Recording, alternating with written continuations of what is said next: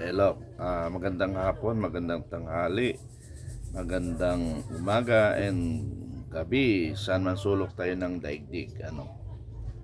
So, ang pag-usapan natin o ang nangyari kahapon na Caravan Rally, na kung saan ay initially successful kami. Kaya ako'y nagpapasalamat sa pamamagitan ng Sambayan ng Pilipino. Nagpapasalamat sa Sambayan ng Pilipino na yung galit sa corruption.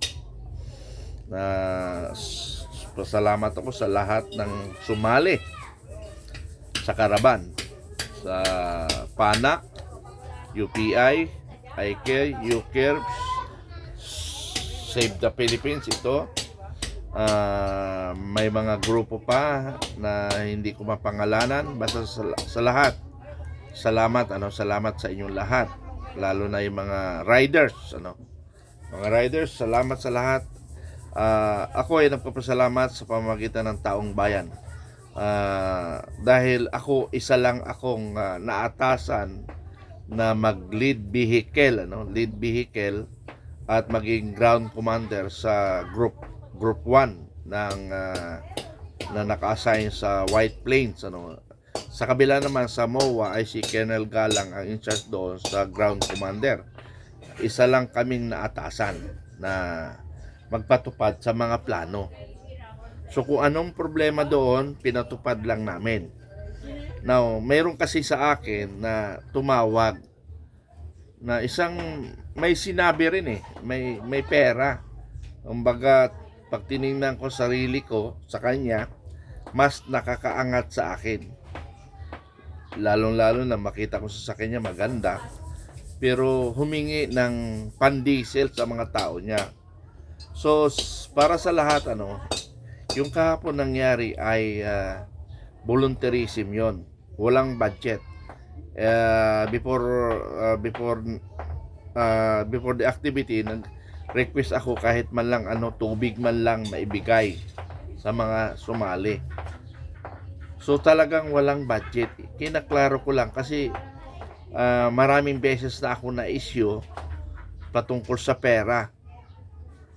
Ang hirap kasi nito, ako ang naka-front sa inyo, nakipag-deal sa tao, sa akin nakasalalay.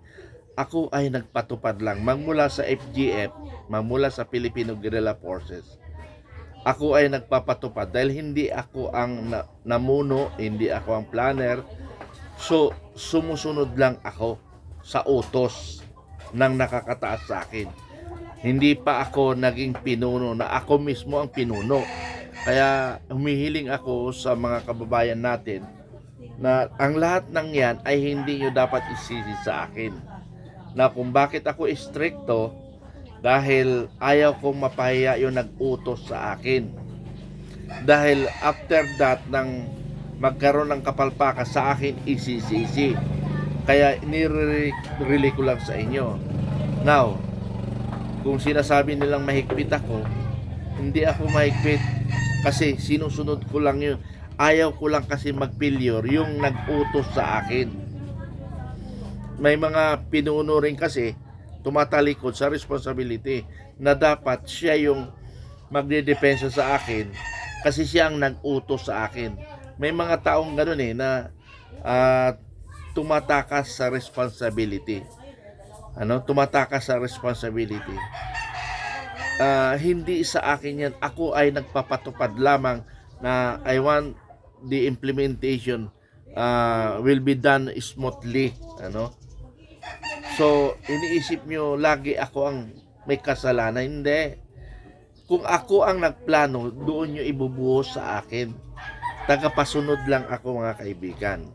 So, kiniklear ko lang sa inyo yan. Kasi in every activities, nasa akin ang pagsisisi, ang sisi. Hindi.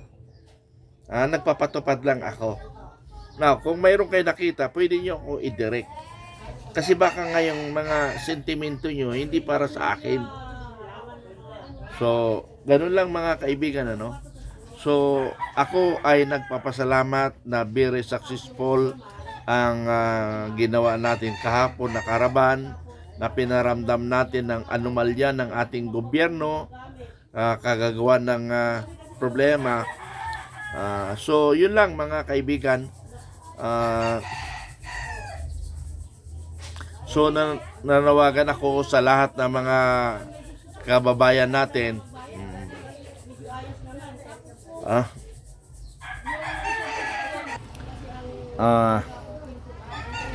Sa nangyari kagabi talaga, nangyari kanina, kahapon, ay maganda naman, magandang takbo, magandang kwan. Very cooperative ang MMDA, ang kapulisan, at lahat ng enforcer, cooperative sila. Para bang may nagsabi sa akin na isang kababayan natin na akala ko sir parang presidente na yung nagrally kasi sa atin yung gobyerno. So in short, doon sa sinasabi niya na yung mga kapulisan at traffic enforcer tumulong sa pag-assist sa traffic, kaya smooth yung aming daloy ng aming caravan. Kaya kami nagpapasalamat at ngayon lang namin naramdaman na ang gobyerno natin, ang otoridad ngayon ay naging neutral sila. Kasi hindi naman ito politika eh. 'Di ba nagkaraban rin ang Pangulong Marcos noon? 'Di ba lahat ng activity niya puro karaban, 'di ba? Campaign period 'yun eh. Bakit walang nagbabawal? Hindi binabawal. Ngayon na hindi campaign period na nagkakaraban lang kami patungkol sa hinanaing ng taong bayan sa corruption, binabawalan kami. So parang nawawala yung tinatawag natin demokrasyang gobyerno at karapatang magsalita, freedom of expression. Bakit pinipigilan tayo?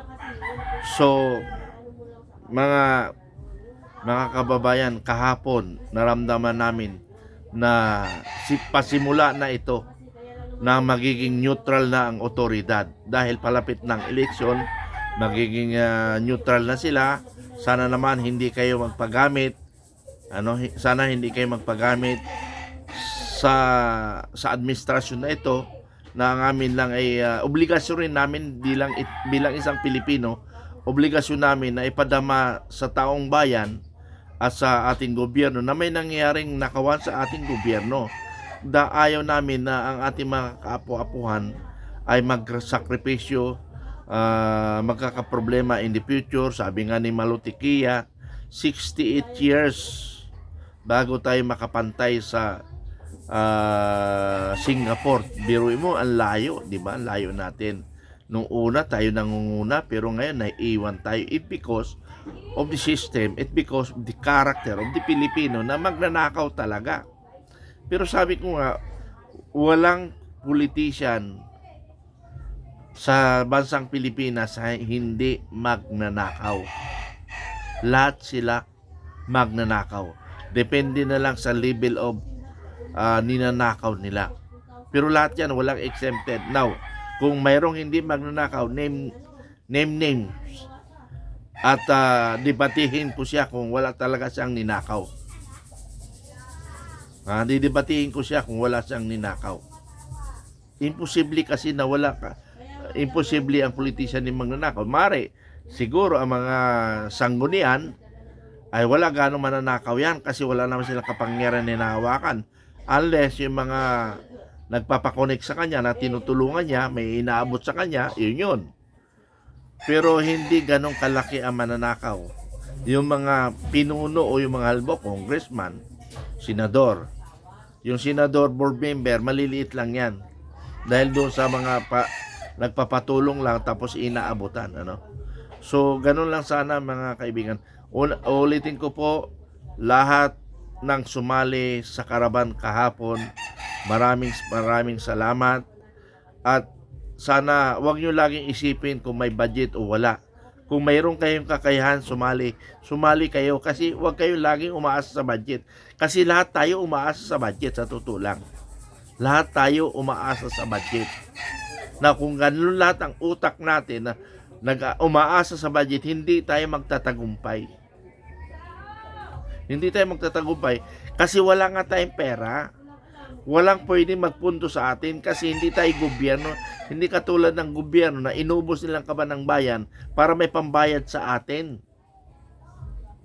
Pakipaliwanag sa ating mga followers na kapag lagi tayo umaasa dun, although naintindihan natin na kailangan nyo ang inyong sikmo na kumakalam, kailangan ng papasok.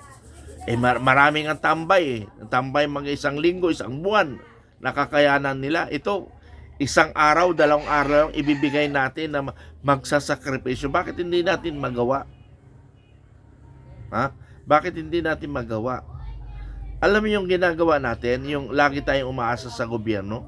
Tinuturuan natin sila magnakaw. Oh, natuto sa eleksyon. Natutuwa ka, bigyan ka ng 2,000. Pero ang ninakaw sa'yo, 3,000. Oh.